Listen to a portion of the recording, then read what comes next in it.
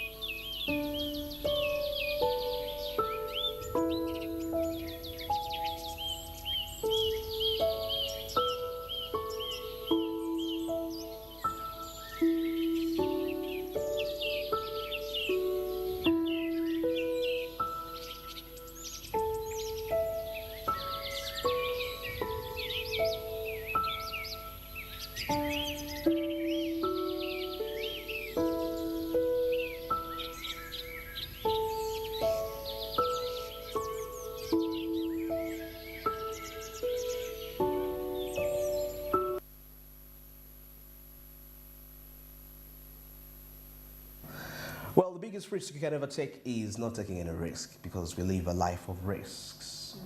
Every decision we make, the careers we choose, we actually make risks. Yes. You know, and yeah, because I feel like there are moments when people, because it's better you take a risk and it fails than you not taking that risk and you later regret that how I wish I did this. Yes. You know, as human beings, we have this perspective that when things don't go our way, we start to blame probably the past choices we didn't make. Yes. You say, I wish I did this business.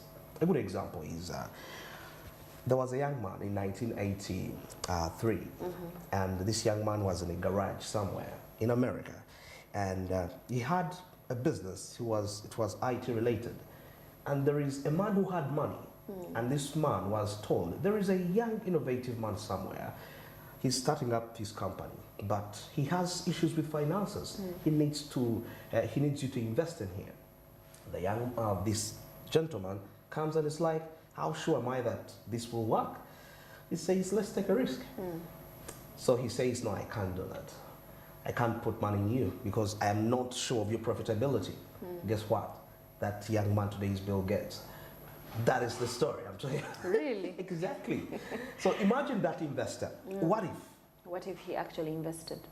Would be one of the big, and probably, maybe even Bill Gates would be richer than he is currently. Of course, he's okay right now, it's fine. But this person would actually at least He would be get way, a chance. way better. Way better. Yes. You know, he could even own like 20% of Microsoft. Well, I feel like, yes, we take these risks, but if you take this risk when you've taken it on your own, and you're like, I have taken this risk of investing the 2 million and I know I might not get it back.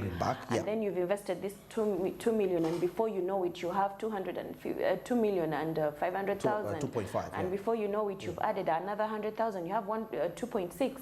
So at the end of the day, you'll say, wow, I took a risk, because after investing this 2 million, you made losses and losses and losses and losses. And then after some time, you start seeing you're making 100,000 every week extra, 200,000 extra, and before you know it, you're making billions and billions and billions. And it's like when you go to study, and then you say, you know what, let me study this subject. Yeah. But you're not sure about what you're actually going to do when you're done. Yeah. Because we find people who have studied to law, and at the end of the day, they are not actually practicing law. Then they're like, I'm going to leave law. Let me actually leave my comfort zone and do something else. You know, with risks, you have to get out of your comfort zone. That is if true. you're comfortable, you can never actually go ahead. Go ahead. You'll stay here. You're like, it is okay. I have to be here. No. You have to get out of your comfort zone to actually go forward. Go forward. Yes. That's beautiful. So risk and comfort zone move hand in hand. Yes. Before we even get further, there is a black entrepreneur whom I know. He's a long distance friend. He bought an art piece for 1 million. Yes. But it didn't seem like, okay, get 1 million and buy just an art piece. And there are instruments that keep on increasing value as time goes on. And art. Here in Uganda, we've not yet much embraced aspect of art. So he risked 1 million. He bought his art piece. Guess what? 2 years later, that art piece was worth 2.5 million. Really? 5 years later, that art piece was worth 7 million. As we speak right now, it is more than 30 million. And it's like, I can't wait to give this to my children. Wow. To know that this continues. Sometimes when I look at certain things, you know how people actually keep wine, and the longer you keep it, the better it gets. The better it gets. So sometimes I feel like, should I buy a bottle of wine and keep it? But every time you pass, it's like, hi Charlotte. You're like, you can invest in wine actually, because yes, the older it grows. The older it grows, the better. Yeah. But with wine. Most of these people that make wines here in Kampala, when you test the wines, they taste like they haven't been given time. Oh, because they are profit driven, and yes, they feel don't like take I need to make process. money, Yeah. because there's a huge difference between Ugandan wine and South African wine and French wine. So there's a huge difference. So with Ugandans, sometimes they take risks, but then I feel like we are not patient. Exactly. Because if you're to make wine, you have to be patient. You give it 5 to 6 years. Of course, you have to have other projects if you have wine. Years. I'm saying you have to give it time. Don't rush it. You say, let me let it ferment just for a year, then I sell it. Give it time and let the business grow. If you've put this 2 million, with Ugandans we have this thing, you put up a business, you keep taking out the money, but they never put back, because you'll find a business, this person opened this business in January, but you'll go to visit the place again now, and it looks like this business has been there for 10 years. For 10 years, yeah. Because every time the profits they make, they keep taking out. But I feel like if you started with 4 tables and your business, people are actually coming to support you. With time, within 3 or 4 months, the profit you're making, by now you should be having like 8 tables. We should have more sitting space. More sitting space. Yes. Actually, that is the true spirit of entrepreneurship, expanding. But now, getting back to the rushing bit of it you mentioned, I was trying to think through, trying to imagine, why are Ugandans not so patient? And I come to realize, maybe this could be one of the factors, because our interest rates here, because some people start businesses after getting loans from the banks. Yes. The lowest interest rate here we have in Uganda is that it's 15%. Of course, we share with Rwanda, it's also 15%. That's a lot of money. Yes, it is. Because in the United States of America, 5% interest rate. This is 15%. Wow. Yeah. Kenya is slightly, I think, 13%. Tanzania. But look, 15% lowest interest rate.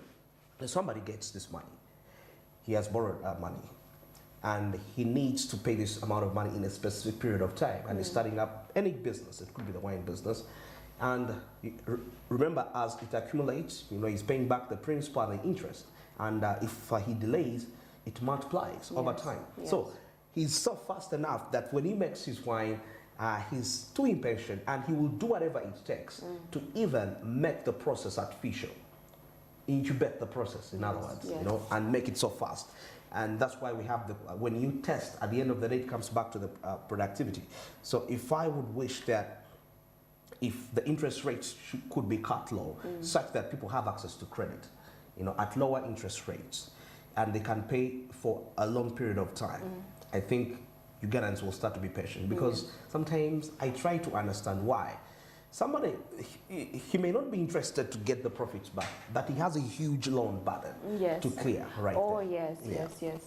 Oh yeah, yes, that I'm is thinking, also another factor because most Ugandans start businesses on loans. On loan, debt so at the end of the day, you find that he has 4 tables, and before you know it, those 4 tables will reduce to 3 tables because we are actually trying to clear the loan.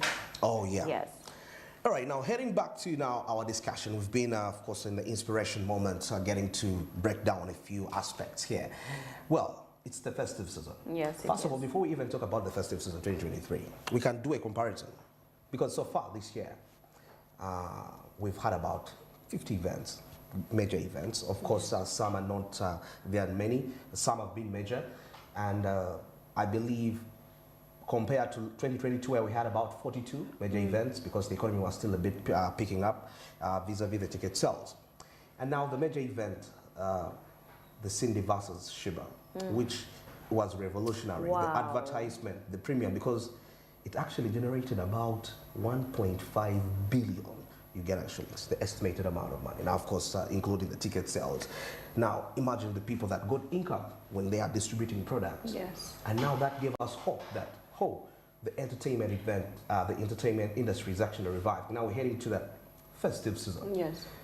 But we've already had success in the past months with events, people's turn up, you know, and despite the inflation, because as of August, our inflation was at 10%, you know, that's why we have the inflationary pressures. So that does not reflect the turn up of figures of the people to these concerts. But hey, it shows you that people are willing, you know, because the way the Cindy versus Shiba concert was advertised, the sponsors, the emotional connection that people felt, I guess it should be the same strategy to promote a concert for the remaining few weeks. Yes. Or it may not even be necessarily this year, but coming next year, all the time, you know, the advertisement and the tickets were priced higher because the value of the artists was worth it. Yes.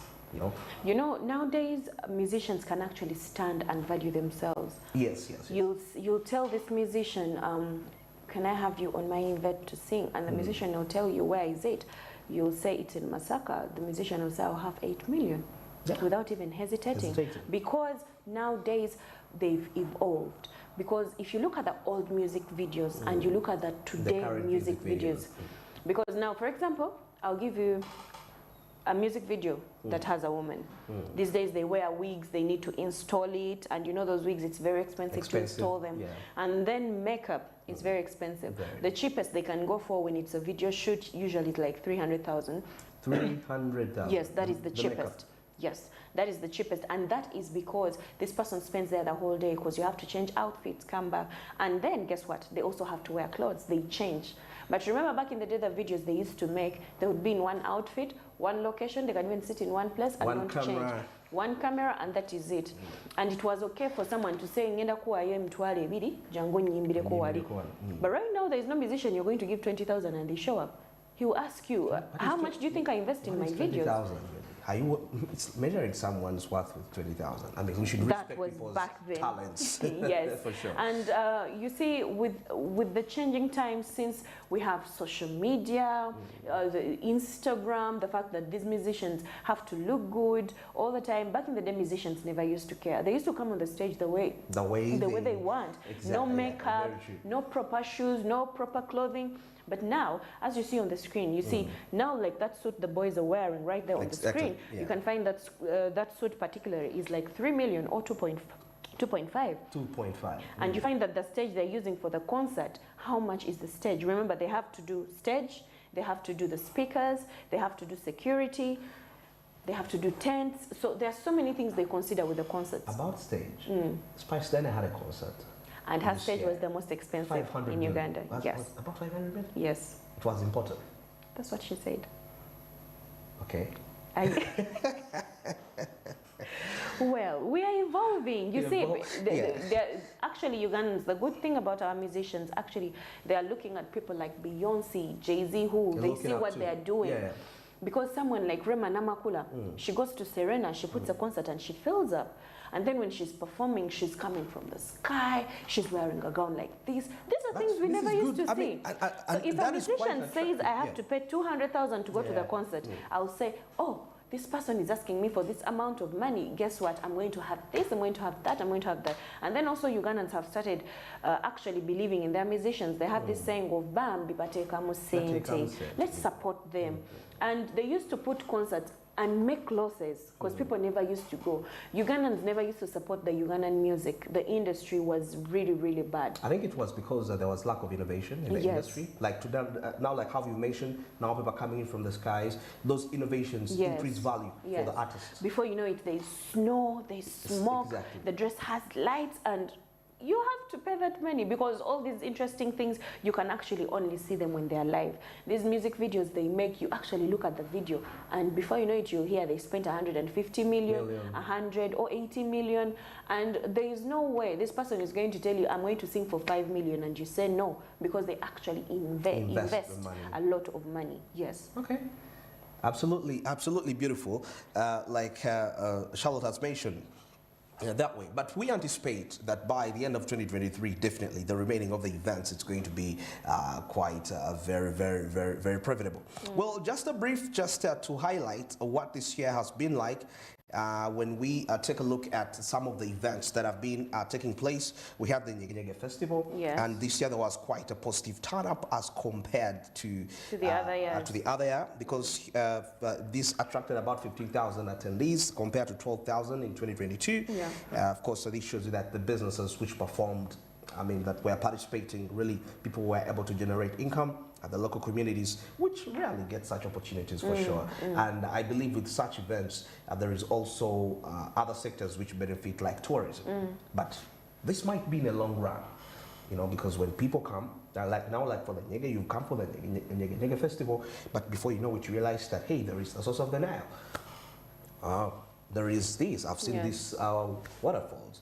Quite very key and very interesting. I think times have really changed because if you look at back in the day, festivals like this were not attended by Ugandans. They would say, to be abazungu, but now Ugandans are like, wow, let me go chill with people. Let's sit, drink, listen to music. It's like a carnival. A carnival.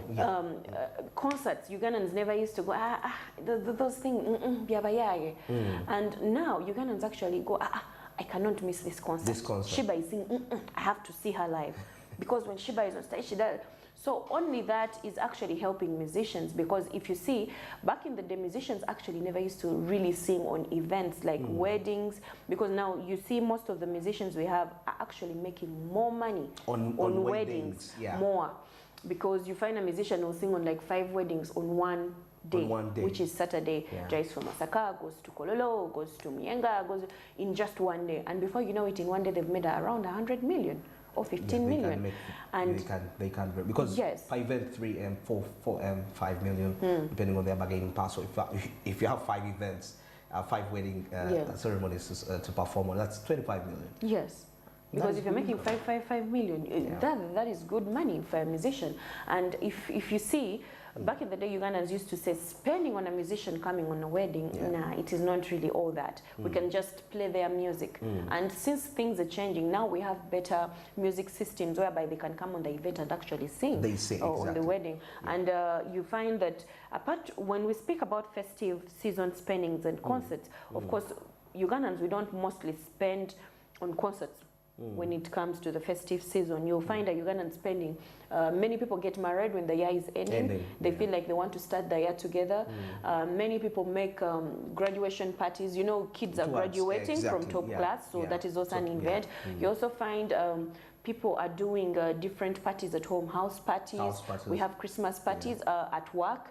So all these we end up spending because the year is ending. Bosses want to please their workers so that next year they actually work more and they are more motivated. So these are the spending we actually do during the festives. And we do it effortlessly, surprisingly. Of course, taking a look at Kampala alone, which witnessed about 50 major events during so far as this year, compared to 2022 with about 40 events. Now, definitely this shows up that there is a 19% increase in events. Demand demand is increasing. That shows you that there is increased demand. Now, it also brings us back to the ticket sales, which saw an increase of about 25%. You know, so people turning up. So any person that is really planning to put up a show, of course, don't just do things because you see somebody organize the concert and it was successful. You have to be knowledgeable. Yes. You have to be strategic.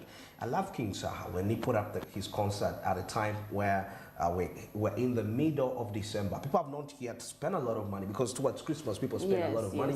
People are still rich. We have the Basama that you know, that's the time they come in. I mean, he was very strategic. Yes. And I believe this concert was a success financially because even on Twitter alone it was trending. And all that is value for the artist. Yes. Strategic, the time we put the concerts, we've seen some musicians put concerts with other musicians. I don't know whether it's planned or it's a stage managed tactic to get sympathy but you know, people are doing whatever it takes to and at least now they are supporting each other. They are supporting, which is a very good thing because if back in the day when they had to come and sing, he would be like, but because he knows he will have a concert after that, he himself, he knows he will call you. He's like, Saha, I came and helped you sing. I also have a concert. Help me. So you know that Saha has come. Of course, among your fans, there are Saha fans. Among your fans, there are Shiba fans. Shiba fans, yeah. So, and you remember how they used to make concerts and one poster would have like 100 musicians at once. But now you find one poster has one musician and that one musician will perform the whole night without even being helped by any other person. Artist. Yes. That is harsh. How do you perform a whole concert alone? Because you have your songs, you have music, you have good music. You have the music, but you need a breather. Maybe having the people that have collabos with you over, that can. Okay, absolutely interesting. We're discussing, of course, events towards amidst the festive season. And of course, 2023 seems to be a little bit promising, but let's wait and see. Despite the inflationary pressures the country is facing, as the inflation as of October stands at 10%. Yes. And of course, with the economy being like that, you see Ugandans are now actually performing abroad. We never used to have this. They do perform. They go to Paris, they go to Sweden, they go to Netherlands, they go to the UK, Uganda, America, Kenya. So they're all over the place. So you can't tell me they're only making Ugandan shillings. They're now making dollars and pounds and euros. So this is good news for the music industry here in Uganda. The entertainment industry is actually moving. Yeah, it's getting better. The promoters are actually taking musicians to Dubai. Did you ever see this coming? I didn't know. They're going to Saudi Arabia, and this is actually good for the entertainment industry. Yes, as Uganda. Beautiful. Yeah. Well, let's take a break for now, and when we return, business entertainment coming up shortly and sports.